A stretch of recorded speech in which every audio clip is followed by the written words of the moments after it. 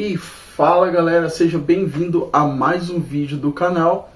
E hoje vou trazer para vocês o review dos captadores da Flavor. Recentemente eu importei os captadores da Flavor, são 3 hot rails, que são chamados de mini humbuckers. Vou fazer a instalação na Strato e depois vou mostrar para vocês alguns timbres que eu consegui com a captação original da guitarra e depois já com os captadores da Flavor, para a gente ver se tem alguma diferença em relação ao som, beleza? Se você curtir esse vídeo, não esquece de se inscrever no canal, compartilhar com seus amigos aí que também quer fazer aquele upgrade na sua guitarra, beleza? Então bora pro vídeo, vamos ver a diferença aí desses captadores, se realmente compensa, beleza?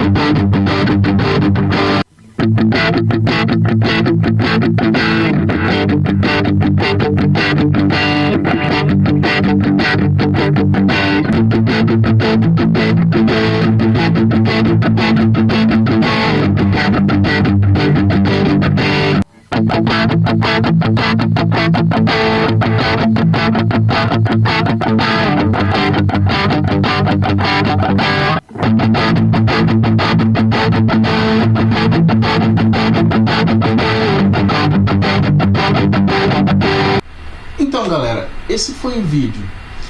Comenta aí embaixo o que vocês acharam do som. Eu particularmente, cara, gostei bastante do som. Um som encorpado com bastante sustain.